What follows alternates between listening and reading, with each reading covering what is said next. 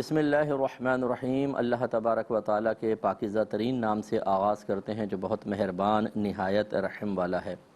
درس بخاری کا سلسلہ بالترتیب چلتا ہوا کتاب الاجارہ تک پہنچا ہے۔ اجارے کا مفہوم آپ کو میں نے بارہا بتایا کہ مذہب اسلام نے، ہمارے نبی کریم صلی اللہ علیہ وسلم نے ہمیں آسانی اور سہولت کے لیے ایک ایسی چیز کی اجازت مرحمت فرمائی جس کے کا صحیح ادراک، اس کی صحیح حقیقت عقل نہیں جان سکتی، عقلی رسائی وہاں تک نہیں ہو سکتی، اور وہ یہ ہے کہ ایک طرف سے آپ کسی کو منفعت کا فائدہ مالک بنا دیں اور وہ آپ کو اس کے بدلے میں مال دے۔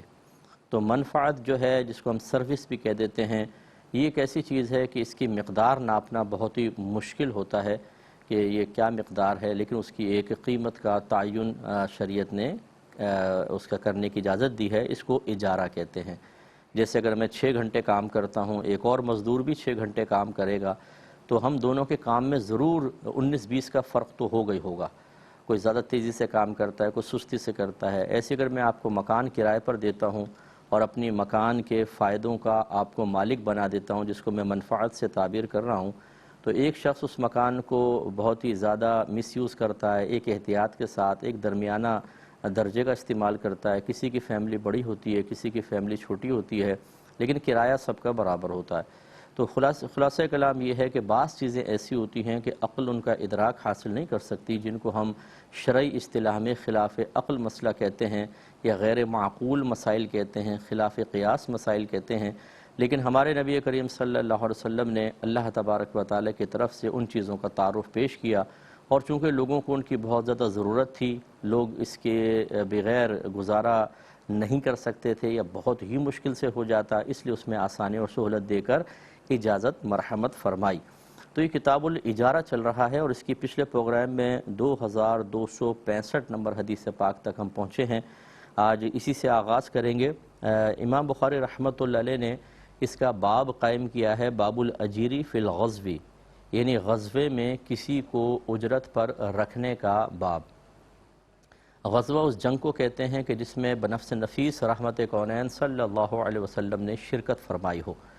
تو یہ جو صحابی ہیں، جو راوی بھی بیان کریں گے، بس اس میں اس عنوان کے مطابق اتنا ہی ہے کہ انہوں نے بتایا کہ میں نے غزوے میں ایک مزدور کو نوکر رکھا تھا، بس اتنا۔ تو باقی یہ کہ دوسری حدیث کا دوسرا مضمون ہے، لیکن بہرحال امام بخاری رحمۃ اللہ علیہ نے اس حدیث سے یہ نتیجہ اخذ کیا ہے، یہ مسئلہ نکالا ہے، اور آپ چونکہ مصنف ہیں، آپ کو بالکل مصنف اپنی سوچ سمجھ اپنے علم کے مطابق کوئی نتیجہ مرتب کرتا ہے۔ یہ ہو سکتا ہے کہ وہ آپ اور میرے نزدیک اتنا صحیح نہ ہو، یا ہو سکتا ہے کہ ہم اسے قابل تنقید سمجھیں، یہ الگ مسئلہ ہے، لیکن بہرحال امام بخاری نے اس سے نتیجہ نکالا۔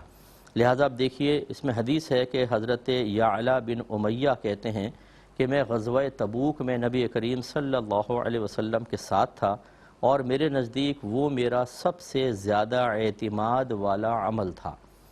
اب زیادہ اعتماد والا، شاید یہ آخرت میں نجات کے اعتبار سے آپ نے ارشاد فرمایا کہ مجھے اس عمل پہ بڑا اعتماد تھا کہ میں نبی کریم صلی اللہ علیہ وسلم کے ساتھ ایک غزوے میں شریک ہوا، اور یہ بہت بڑی سعادت کی بات ہے۔ پھر فرماتے ہیں میرا ایک مزدور تھا، یعنی اس غزوے میں میرا ایک کام کرنے والا تھا، بس یہ عنوان سے مطابقت ہے اور اس کے علاوہ نہیں۔ اب آگے کہتے ہیں کہ وہ جو مزدور تھا وہ ایک شخص سے لڑ پڑا، اور ان میں سے ہر ایک نے دوسرے کی انگلی اپنے دانتوں میں چبا لی۔ دوسرے نے اپنا ہاتھ زور سے کھینچا تو اس کے سامنے کے دانت ٹوٹ کر گر گئے۔ اس نے جا کر نبی کریم صلی اللہ علیہ وسلم سے شکایت کی، تو آپ نے اس کے دانتوں کا کوئی تاوان یعنی کفارہ یا جرمانہ لازم نہیں کیا، اور فرمایا کہ کیا وہ اپنی انگلی تمہارے منہ میں چبانے کے لیے چھوڑ دیتا؟ راوی کہتے ہیں میرا گمان ہے کہ آپ نے یوں بھی فرمایا تھا کہ جس طرح اونٹ چباتا ہے، تو اونٹ بعض اوقات بڑا زوردار کاٹتا ہے، اگر آپ نے دیکھا ہو تو یہ اب باقی جو ہے خیر عنوان سے تو مطابقت نہیں ہے، لیکن بہرحال ایک تو اس سے پتہ چلا کہ فطری تقاضا جو ہے وہ سب کے ساتھ ہوتا ہے، اور بعض اوقات جب یہ فطری تقاضا غالب آتا ہے تو انسان اس قسم کے افعال و اعمال اس سے سرزد ہو جاتے ہیں۔ تو نبی کریم صلی اللہ علیہ وسلم کا دور ہے، یہ غزوے میں شرکت کے لیے جا رہے ہیں، وہ مزدور رکھا ہوا ہے، وہ فطری تقاضا غالب آیا، اس شخص کو بھی کسی بات پر غصہ آ گیا، ان کو بھی غصہ آ گیا، اور دونوں میں جھگڑا ہو گیا۔ اور وہ وار کیا ہوگا تو دوسرے نے دانت سے پکڑ لیا، انہوں نے بھی اس کی انگلیوں کو دانتوں سے پکڑ لیا، اور اس نے جب کھینچا تو وہ دانت ٹوٹ گئے۔ اب چونکہ وہ اپنے ہاتھ کو بچانے کے لیے کھینچ رہا تھا، کوئی اٹیک نہیں کیا تھا، سامنے والے کے دانت توڑنا مقصود نہیں تھے، اس لیے نبی کریم صلی اللہ علیہ وسلم نے کوئی تاوان یا جرمانہ لازم نہیں کیا۔ ورنہ بعض حدیثوں میں ہے کہ کسی کے سامنے کے دانت توڑ دیے تھے ایک لڑکی نے، تو سرکار صلی اللہ علیہ وسلم نے اس کو سزا مقرر فرمائی کہ جس طرح اس نے دانت توڑے، اس کے بھی سامنے کے دانت توڑے جائیں گے، کیونکہ جب عضو تلف کرتے ہیں تو اس کا کفارہ یہ ہوتا ہے کہ عضو کے بدلے عضو، یا پھر سامنے والا راضی ہو جائیں تو مال لے کر صلح کر سکتے ہیں۔ لیکن یہاں پر صورتحال یہ تھی کہ منہ میں ایسا ہاتھ چلا گیا، اس نے دانتوں میں کس کے پکڑ لیا، اب یا تو یہ انگلی چبانے دیتا اپنی اور یا کھینچتا، تو وہی ہوتا ہے انسان فطری لحاظ سے بے اختیار تیزی سے اپنے ہاتھ کو باہر نکالتا ہے۔ اس نے بہت ہی زور سے کھینچا تو باہر اس کے دانت اکھڑ گئے، اور رحمت کونین صلی اللہ علیہ وسلم نے اس کا کوئی کفارہ اور تاوان لازم نہیں کیا۔ تو اس سے معلوم ہوا کہ اگر کوئی کسی کے اوپر اٹیک کرتا ہے اور سامنے والا اپنے دفاع میں کوئی عمل کرتا ہے اور اس کی وجہ سے سامنے والے کا نقصان ہوتا ہے تو اس پہ کوئی کفارہ وغیرہ لازم نہیں ہوگا۔ اگلی حدیث ہے 2266۔ ابن جریج نے کہا، اور مجھے عبداللہ بن ابی ملیکہ نے حدیث بیان کی کہ ایک شخص نے دوسرے شخص کا ہاتھ کاٹا اور اس کی وجہ سے اپنے دانت گرا دیے، تو حضرت ابو بکر نے اس کے دانتوں کا تاوان نہیں دلوایا۔ گویا کہ یہ مطلب نبی کریم صلی اللہ علیہ وسلم نے تو نہیں فرمایا، لیکن یہ بطور حدیث اس کو لے کر آئے ہیں، کیونکہ صحابہ کے اعمال و افعال پر یا ان کے قول پر بھی حدیث کا اطلاق ہوتا ہے، تو لہٰذا یہاں پر یہ اس کو باقاعدہ حدیث کے طور پر لے کر آئے۔ گویا کہ جو نبی کریم صلی اللہ علیہ وسلم کا فیصلہ تھا کہ اگر کوئی اپنے دفاع میں عمل کرتا ہے اور اس سے سامنے والے کو نقصان پہنچتا ہے تو اس پہ کوئی تاوان نہیں ہے، حضرت صدیق اکبر رضی اللہ تعالی عنہ نے بھی اس حکم کو اسی طرح باقی رکھا۔ اگلا باب قائم کیا، باب من استاجر اجیرا فبین له الاجل ولم یبین له العمل، یعنی اس بات کا باب کہ کسی شخص کو مدت معینہ کے لیے اجرت پر رکھنا اور اس کو کام نہ بتانا۔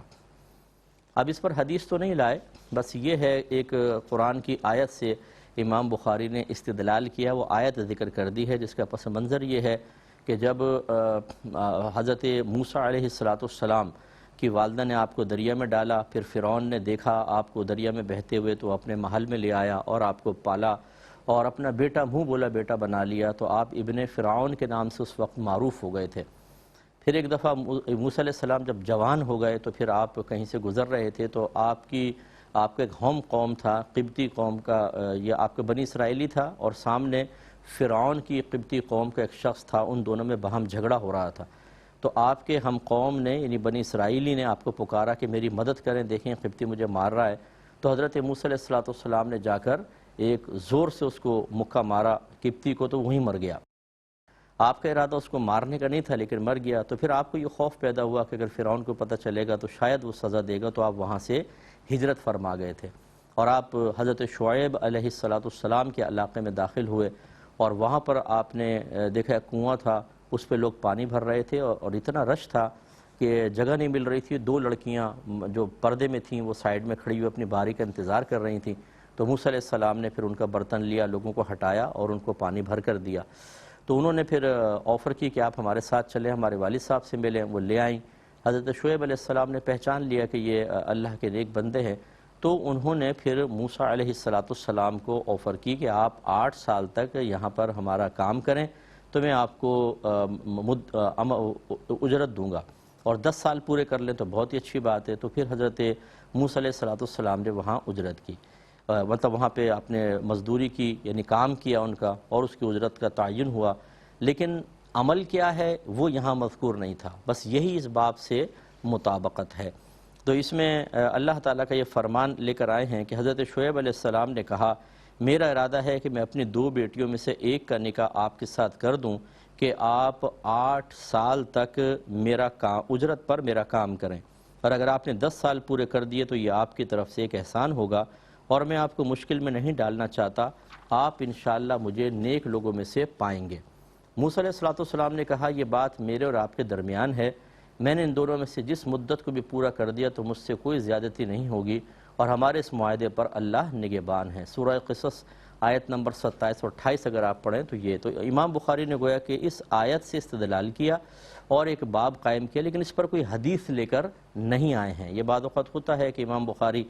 کوئی آیت ذکر کر دیتے ہیں یا کسی اور جگہ کی حدیث کا کوئی ٹکڑا وہاں ذکر کر دیتے ہیں، لیکن اپنے عنوان کے تحت بخاری میں باقاعدہ حدیث درج نہیں کرتے ہیں۔ اگلا باب دیکھیں، باب اذا استاجر اجیرا علی ان یقیم حائطا یرید ان ینقض جازا۔ کسی شخص کو اس لیے اجرت پر رکھنا جائز ہے کہ وہ گرتی ہوئی دیوار کو درست کر دے۔ اب یہ بھی ایک، حالانکہ حدیث جو لے کر آئے ہیں وہ کوئی ایسا اجرت کے اوپر رکھنے کا معاملہ نہیں تھا، لیکن اس سے ایک استدلال ہو سکتا تھا، یعنی اس سے یہ مسئلہ نکالا جا سکتا تھا، اس لیے امام بخاری رحمۃ اللہ علیہ نے اس کو ذکر کیا۔ اور اس کا بھی ایک پس منظر ہے، آپ جانتے ہیں حضرت موسیٰ علیہ السلام حضرت خضر علیہ السلام سے ملنے کے لیے آئے اور ان سے کہا کہ اللہ نے آپ کو ایک پوشیدہ چیزوں کی حکمتوں کا علم عطا فرمایا ہے، یا حکمت کا علم عطا فرمایا، میں چاہتا ہوں کہ آپ مجھے وہ سکھائیں۔ تو حضرت خضر علیہ السلام نے کہا کہ آپ میرے ساتھ رہ سکتے ہیں لیکن آپ کویسچن نہیں کریں گے۔ تو آپ نے کہا ٹھیک ہے۔ پھر 2 واقعات ہوئے، اس کے بعد جب یہ تیسرا واقعہ ہوا، وہ یہاں اس باب سے مطابقت رکھتا ہے کہ آپ دونوں ایک گاؤں میں گئے اور وہاں کا عام دستور یہی تھا کہ جب کوئی مہمان آتا تو واجب تھا کہ گاؤں والے ان کی مہمان نوازی کرتے، لیکن انہوں نے بالکل آپ کی مہمان نوازی نہیں کی، جس سے موسیٰ علیہ السلام سخت جلال میں تشریف لائے۔ پھر جب آپ لوگ گاؤں سے باہر نکلنے لگے تو ایک دیوار وہاں تھی جو بالکل ٹیڑھی ہو گئی تھی کہ گرنے والی تھی، تو حضرت خضر علیہ السلام نے ہاتھ سے بطریق معجزہ اس کو سیدھا کر دیا۔ تو موسیٰ علیہ السلام نے اس پر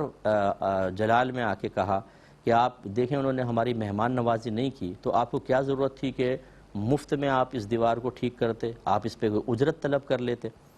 بس یہ ہے جو وجہ استدلال جو امام بخاری نے یہاں لکھا کہ کسی شخص کو اس لیے اجرت پر رکھنا جائز ہے کہ وہ گرتی ہوئی دیوار کو درست کر دے۔